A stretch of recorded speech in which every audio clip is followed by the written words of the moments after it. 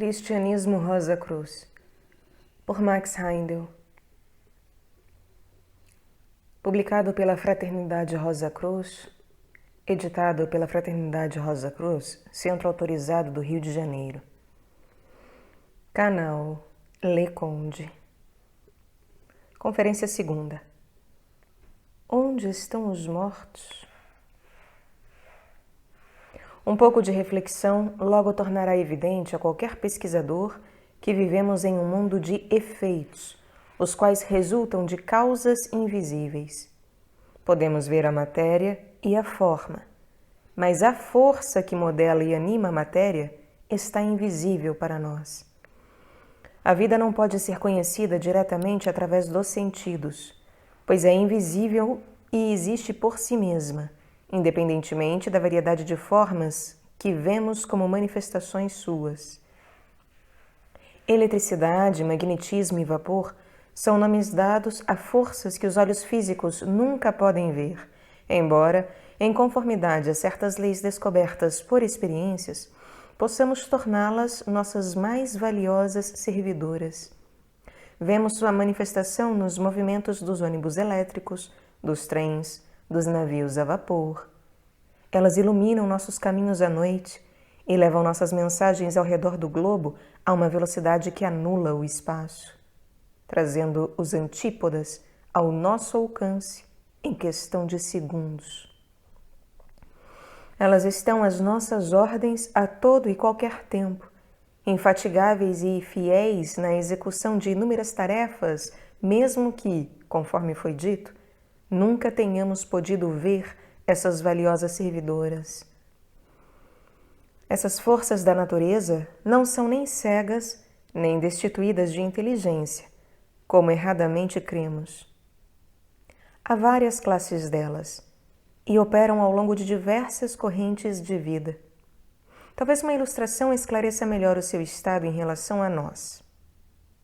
Suponhamos que um carpinteiro esteja construindo uma cerca e um cachorro o observe. O cão vê ambos, o homem e seu trabalho, apesar de não compreender perfeitamente o que ele faz. Se o carpinteiro lhe fosse invisível, ele, o cão, veria a cerca erguer-se lentamente, veria os pregos nela se introduzindo, enfim, perceberia a manifestação e não a causa. Estaria, pois, em relação ao carpinteiro como estamos em relação às forças da natureza que se manifestam ao nosso redor, como gravidade, eletricidade e magnetismo. Durante os últimos séculos, particularmente nos últimos 60 anos, a ciência deu gigantescos passos na investigação do mundo em que vivemos, e o resultado tem sido o de revelar, em todos os sentidos, um mundo até aqui invisível. Com telescópios de crescente poder, os astrônomos vêm vasculhando o espaço e descobrindo mais e mais mundos. Com admirável engenhosidade, têm acoplado câmeras aos telescópios, fotografando assim sóis a tão grandes distâncias que seus raios nem sequer chegam a impressionar nossos olhos, só podendo ser captados através da exposição da chapa fotográfica por várias horas.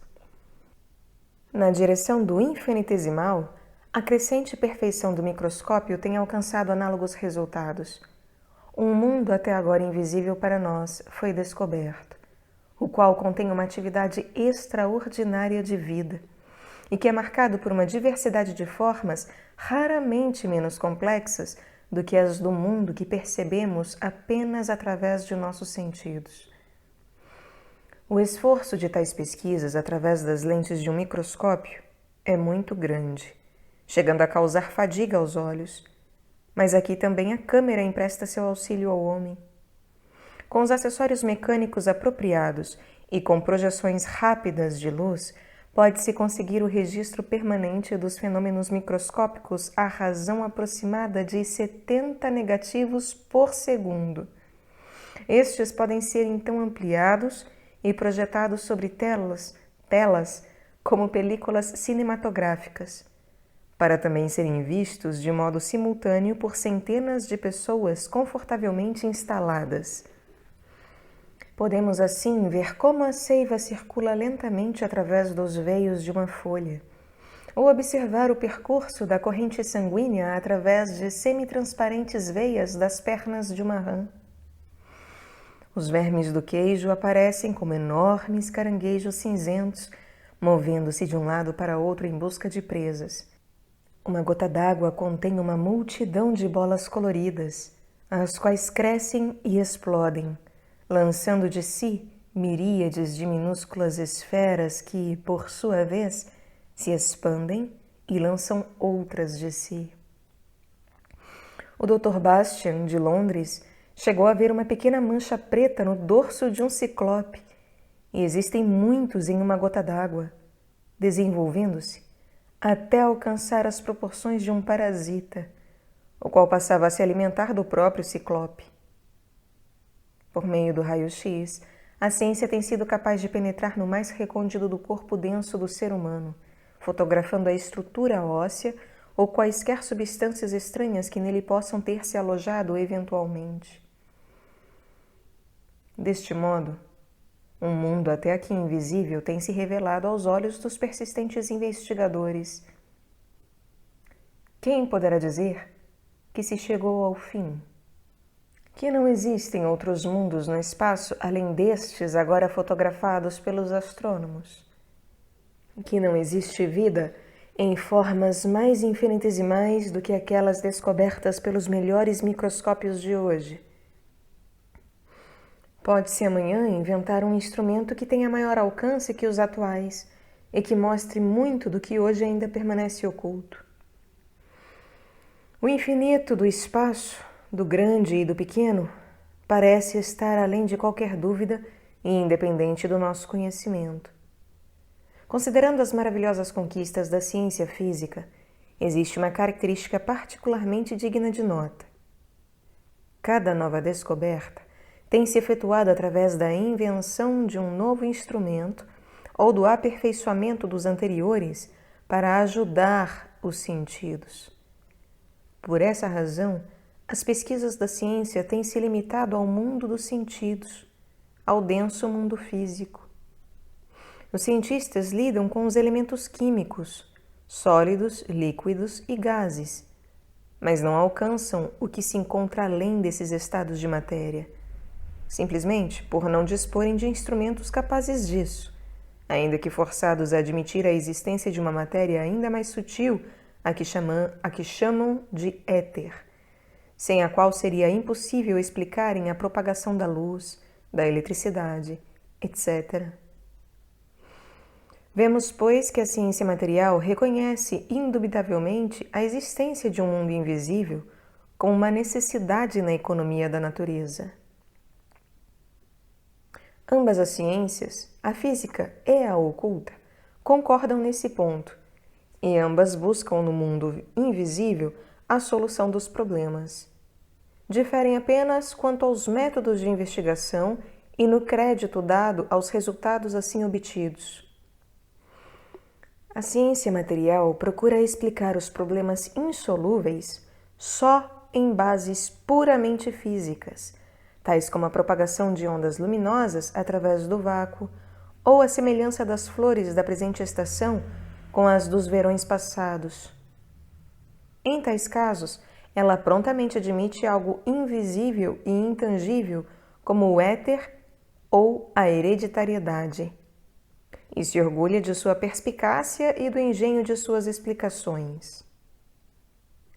A ciência oculta afirma que há uma causa invisível na raiz de todo fenômeno visível, a qual, quando conhecida, proporciona a compreensão dos fatos da vida mais completamente do que um simples conceito mecânico, e que essa compreensão é obtida por meio do estudo de ambos, o fenômeno relativo ao visível e o númeno, ou causas subjacentes do mundo invisível.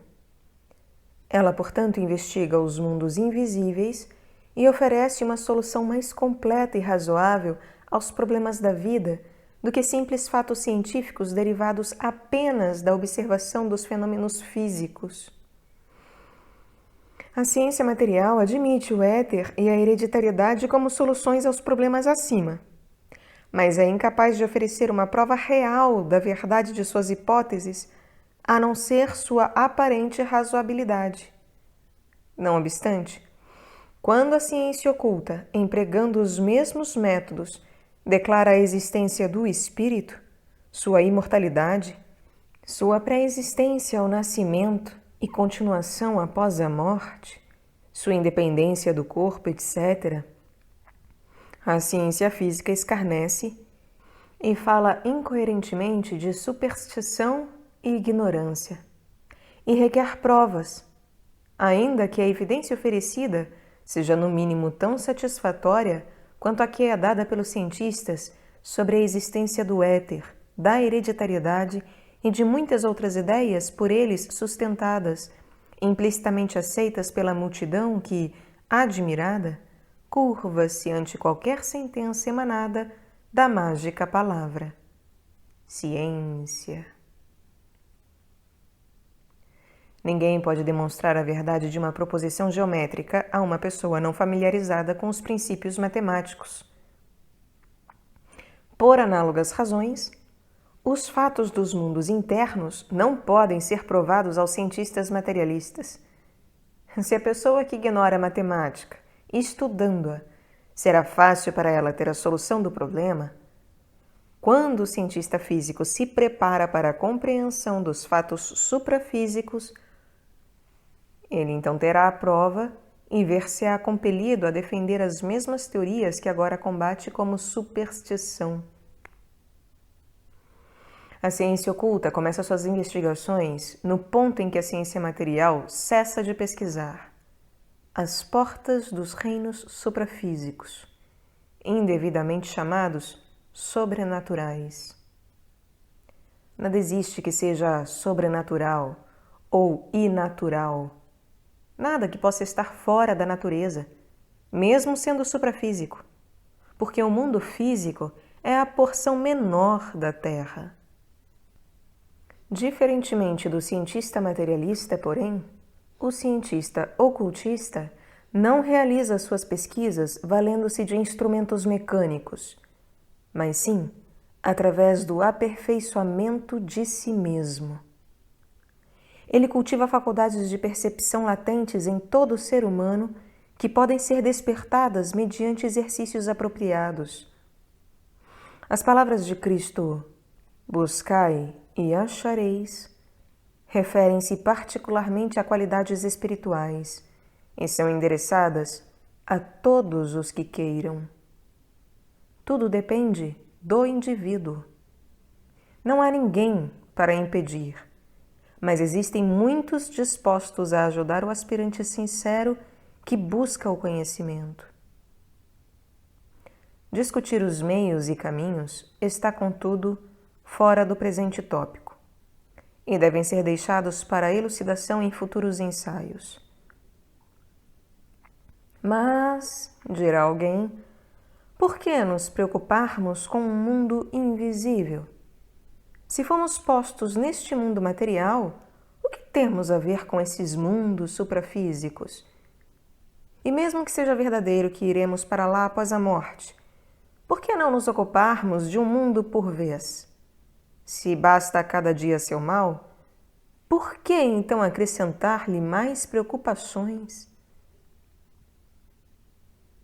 Tal ponto de vista é, por certo, dos mais limitados. Em primeiro lugar, o conhecimento do estado pós-mortem afastaria de nós o medo de morrer, que apavora tanta gente, mesmo as pessoas mais saudáveis.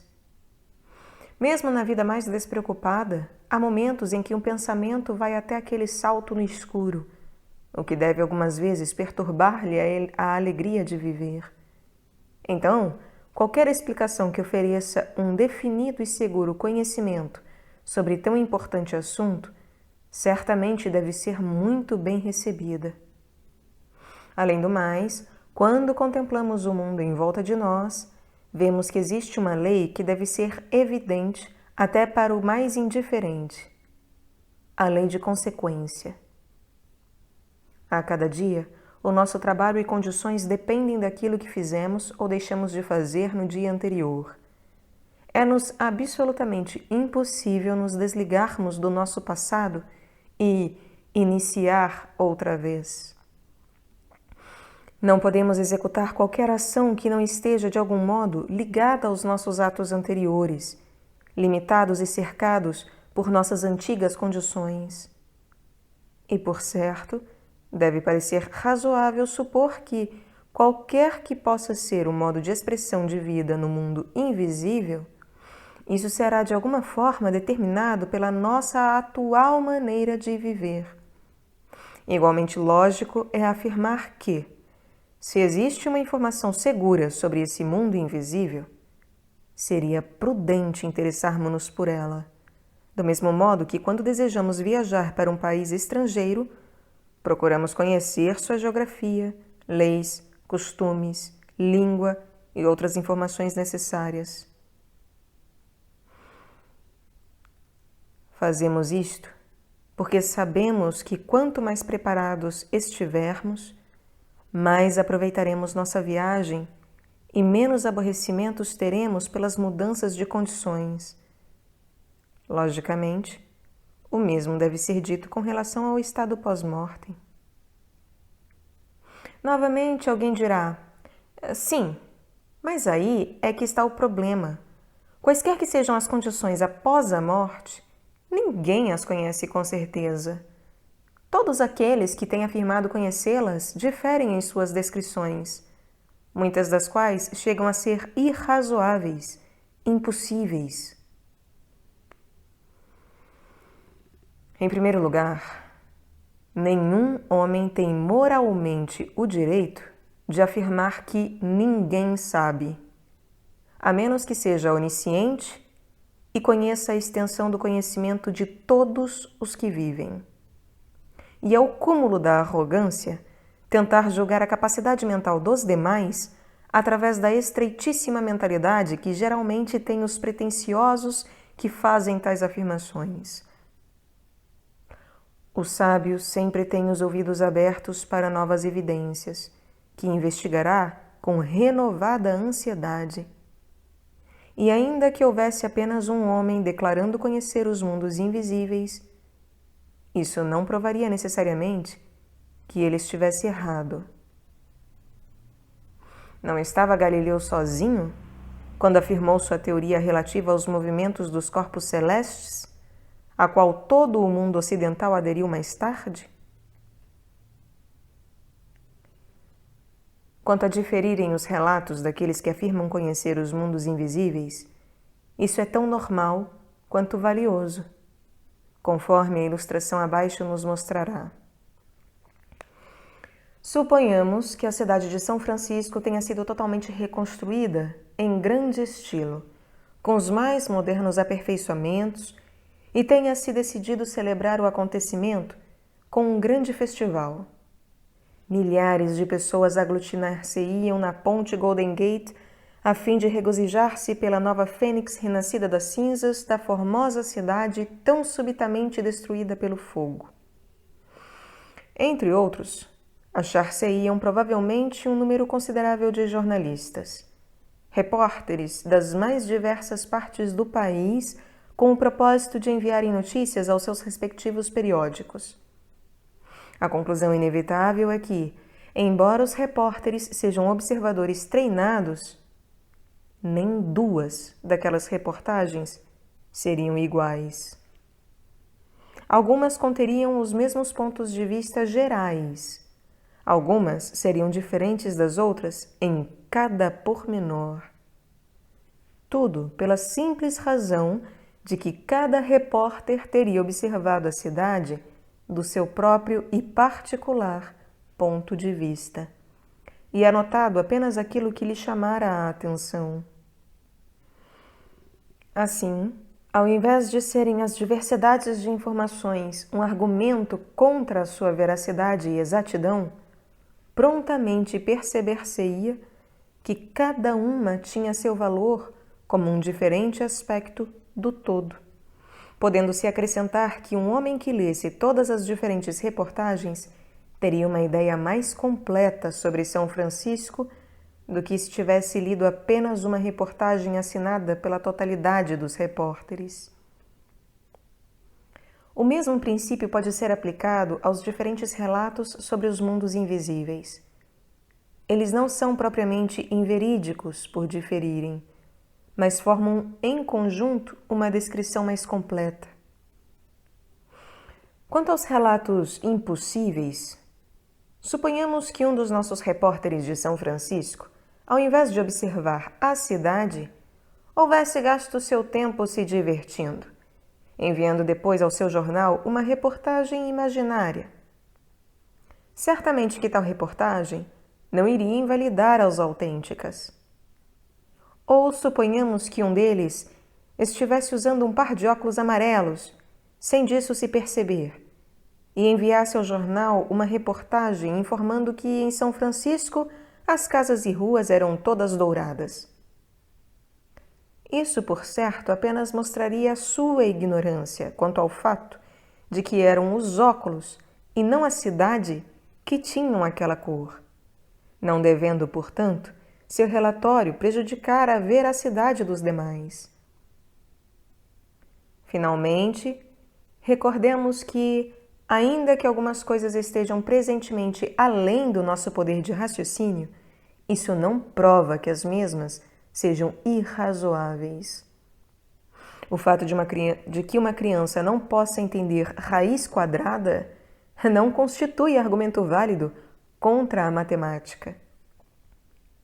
Em suma, os materialistas não podem apresentar nenhum argumento razoável como prova da não existência dos mundos invisíveis, da mesma forma que um cego de nascença não pode argumentar seriamente contra a existência da luz e das cores no mundo ao seu redor. Se este recuperar a visão, poderá vê-las. Por conseguinte, nenhum argumento dos que são cegos para o mundo invisível pode convencer o clarividente da não existência daquilo que ele vê. Se o sentido apropriado é despertado em tais pessoas, elas também poderão perceber um mundo para o qual haviam sido insensíveis até ali, ainda que tal mundo já existisse em sua volta, da mesma forma que a luz e a cor interpenetram todo o mundo dos sentidos, quer sejam percebidos ou não. Passando deste testemunho da existência dos reinos suprafísicos a uma evidência mais positiva, um exemplo tomado do cotidiano mostrar-nos-á como, na natureza, a matéria muda constantemente de estados mais densos para estados mais sutis. Se tomamos um bloco de gelo, temos um sólido. Aplicando calor a esse bloco, elevamos as vibrações dos átomos que o constituem e aí ele se torna um líquido, a água. Se aquecemos a água ainda mais, se aumentamos a tal grau as vibrações dos seus átomos, ela alcança um ponto que se torna invisível aos nossos olhos. Transformar-se-á num gás que chamamos vapor. Assim, a mesma matéria que era visível na forma de gelo e na forma de água sai da nossa visão, mas não deixa de existir. Se a esfriamos outra vez, ela se condensa, voltando ao estado líquido e, prosseguindo o resfriamento, ela poderá alcançar de novo o estado sólido, como gelo. Ainda que a matéria possa ultrapassar o alcance de nossa percepção, ela continua existindo. O mesmo se passa com a consciência. Continua existindo, mesmo que não dê nenhum sinal de existência. Isso tem sido provado nos casos em que pessoas aparentemente mortas, coração e órgãos respiratórios sem o menor sinal de alento, no momento de serem sepultadas, voltaram à vida. Tais pessoas puderam então repetir cada palavra e descrever todos os atos daqueles que as rodeavam enquanto se achavam inconscientes. Portanto, perguntamos: sabendo-se que a matéria, que é indestrutível, pode existir em estados invisíveis e intangíveis, e que a consciência permanece alerta e até mesmo mais desperta no estado de transe do que no estado de vigília, não é razoável supor-se que essa consciência possa modelar a matéria invisível para nós e nela funcionar quando desencarnada? Do mesmo modo que modela a matéria deste mundo durante a vida terrena, produzindo assim um outro mundo de forma e consciência tão real para o espírito desencarnado como este mundo o é aos sentidos físicos? Mesmo durante a vida no corpo denso, lidamos com um mundo invisível a cada momento de nossa existência.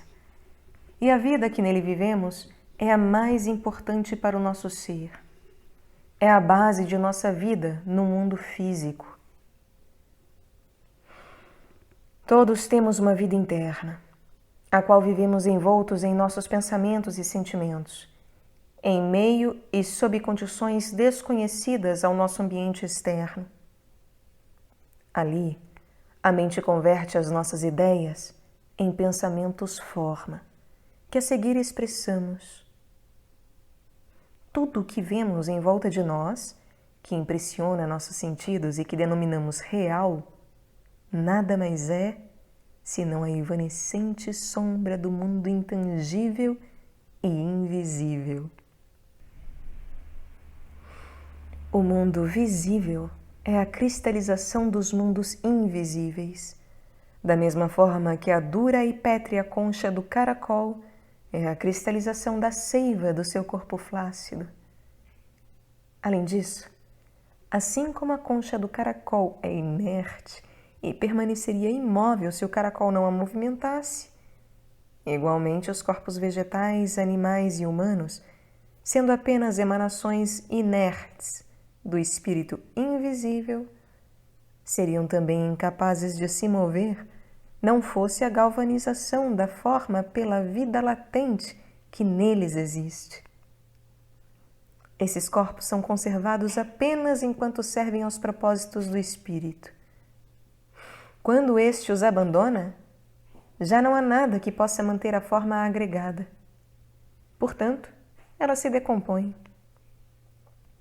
Outro sim, tudo o que vemos em torno de nós, casas, automóveis, navios, telefones, em suma, tudo o que foi feito pela mão do homem, é imaginação cristalizada, a qual se originou no mundo invisível.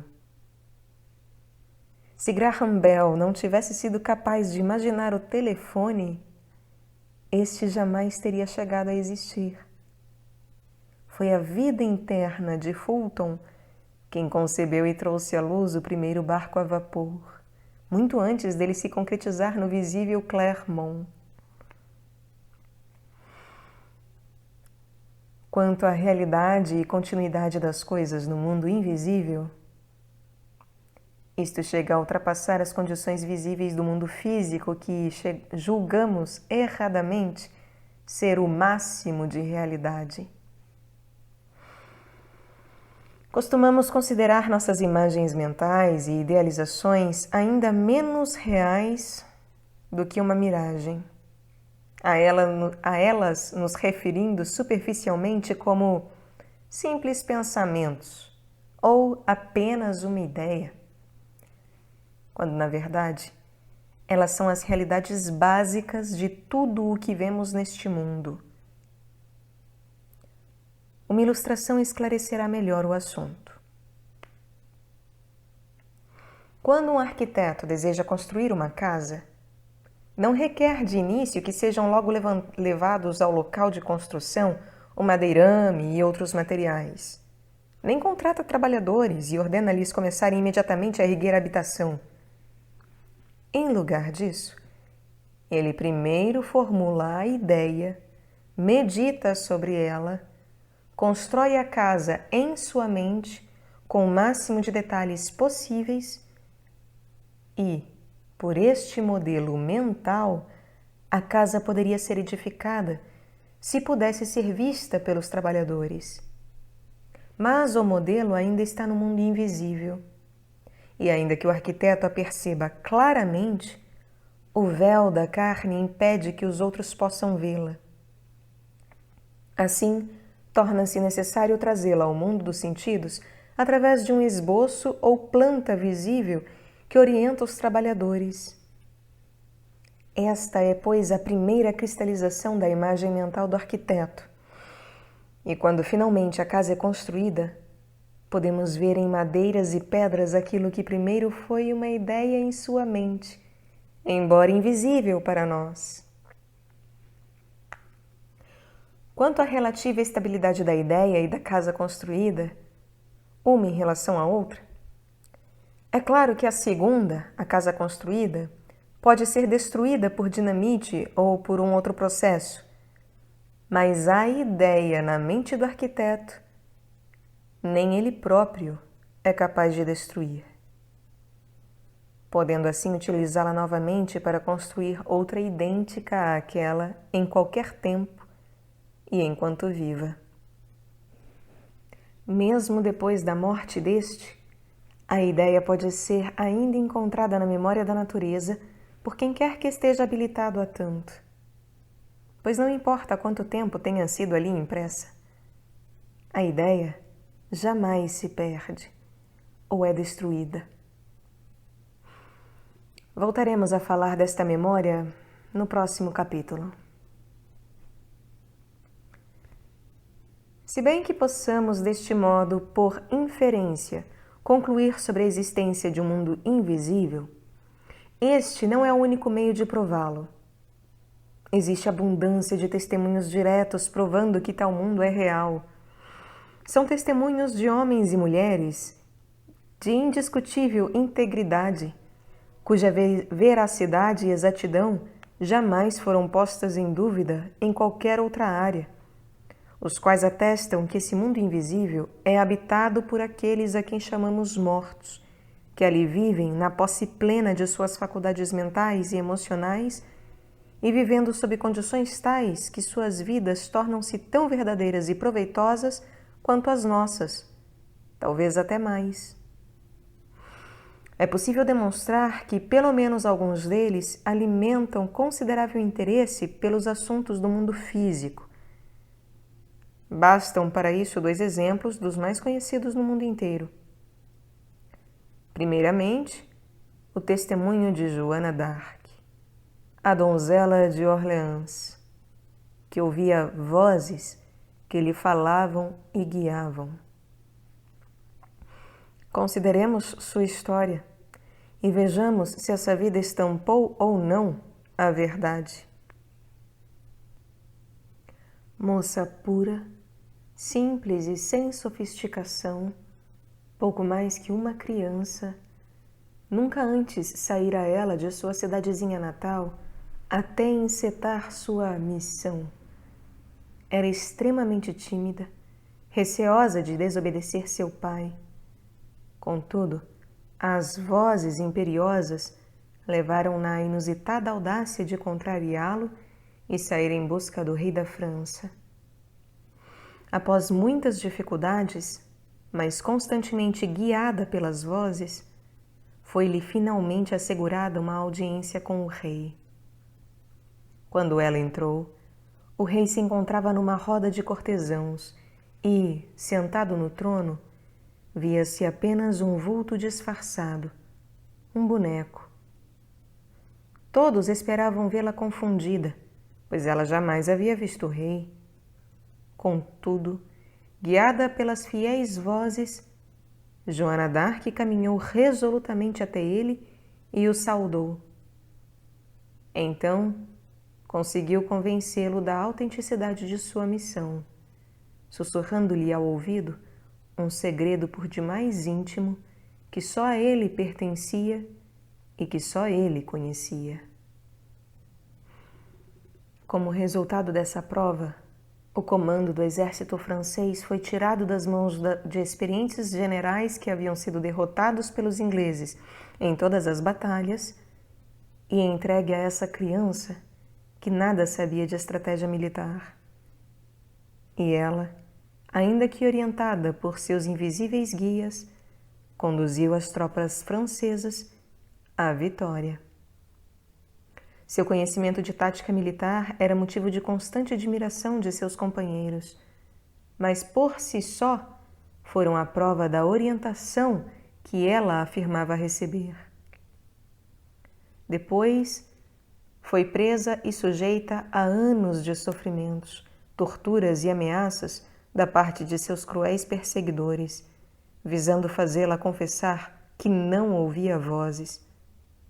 Porém, os arquivos em que estão registrados seus numerosos julgamentos mostram em suas respostas uma tal singeleza de mente, uma tal inocência e honestidade, de fato inagualáveis nos anais da história, a ponto de confundir seus juízes em cada um desses julgamentos. Nem a morte na fogueira pôde fazê-la abjurar a verdade que conhecia. E até hoje, seu testemunho sobre as vozes oriundas do mundo invisível permanece inabalável, selado com seu sangue. Esta mártir da verdade foi recentemente canonizada pela mesma igreja que a condenou à morte. Oh, sim, poderia alguém ponderar, mas ainda que não pairem dúvidas sobre sua honestidade, ela não era mais que uma simples camponesa, inconsciente, portanto, de que sofria alucinações. Estranhas alucinações, aquelas que a capacitaram a distinguir sem hesitação o rei que nunca vira antes, a sussurrar-lhe um segredo só dele conhecido, e a descrever em minúcias as batalhas que estavam sendo travadas a muitas milhas de distância, conforme corroborado mais tarde pelos que delas haviam participado. Mas passemos ao segundo testemunho, que de nenhum modo se relaciona com uma mente simples. A esse respeito, Sócrates foi a perfeita antítese de Joana d'Arc, porque foi a mais penetrante inteligência, a maior mentalidade que já conhecemos, inexcedível até os dias de hoje. Este também selou com seu sangue seu testemunho sobre uma voz guia do mundo invisível. E podemos considerar evidente por si mesmo o fato de que essa voz devia ter sido extraordinariamente inteligente. Caso contrário, não teria sido capaz de aconselhar tão grande sábio quanto Sócrates.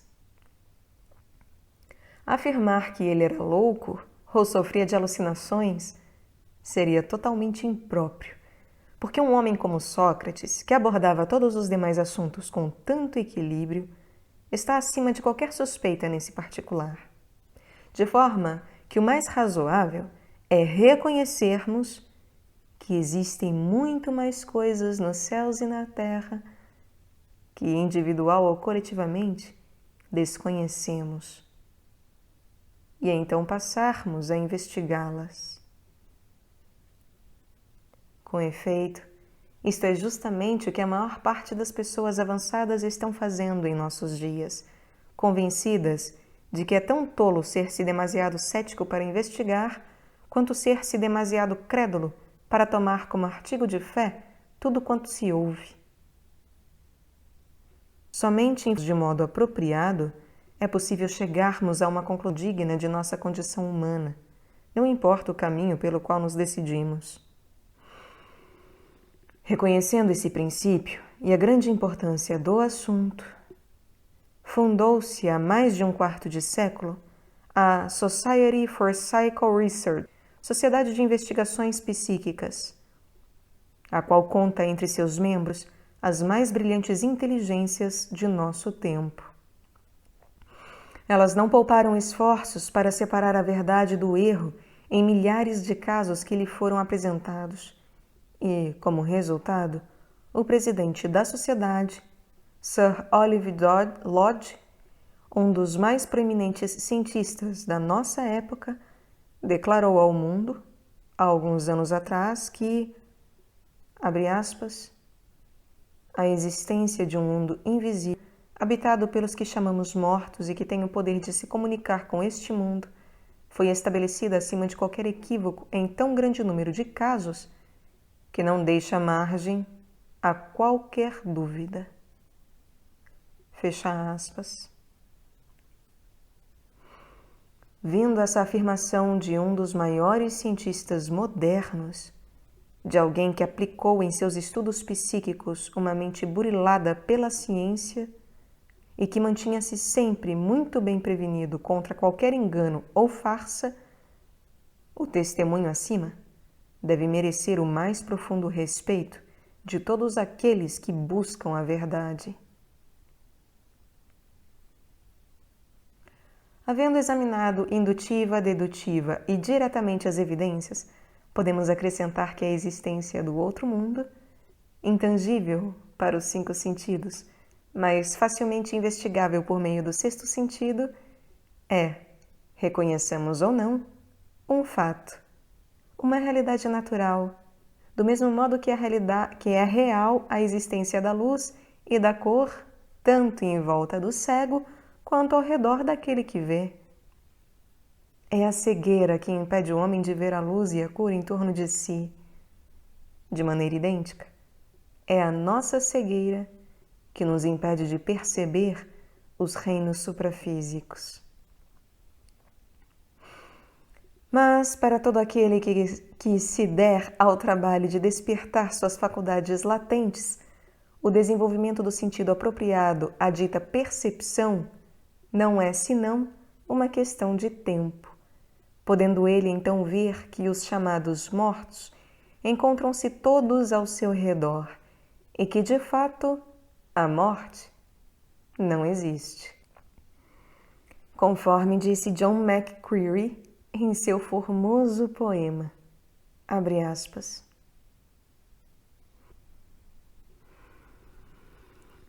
a morte não existe. As estrelas descem e em outras plagas irão se levantar, radiantes, adornando a coroa celeste, para sempre irão brilhar. A morte não existe. As folhas da floresta, o ar invisível em vida transformam. As rochas se desintegram para alimentar os musgos famintos que nelas se agarram.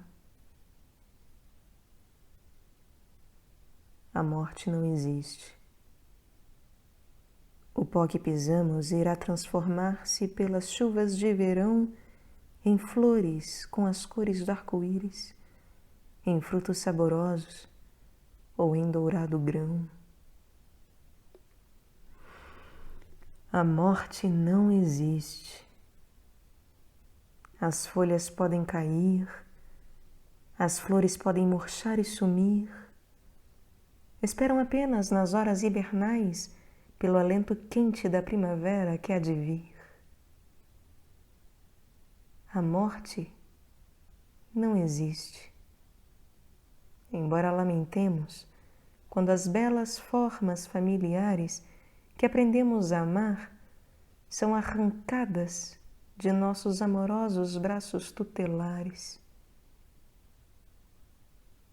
Embora com roupas de luto e em silencioso passo, com o coração partido e tão contritos, levemos seus restos para o descanso, dizendo que eles estão mortos. Eles não estão mortos. Passaram apenas para além das névoas que aqui nos cegam, para que em esferas mais serenas uma nova e maior vida tenham. Apenas se despojaram de seus mantos de barro e vestiram trajes mais brilhantes, não foram para longe, nem nos deixaram, não estão perdidos ou distantes. Embora invisíveis aos olhos mortais, ainda estão aqui e continuam amando os entes queridos que para trás deixaram, jamais os olvidando. Por vezes, sobre nossa fronte fébrile, sentimos um afago, um balsâmico alento. Nosso espírito os vê e nossos corações sentem-se confortados e calmos no momento. Sim, sempre perto de nós, embora invisíveis, esses queridos e imortais espíritos caminham forte, pois tudo neste universo infinito de Deus é vida. Não existe a morte.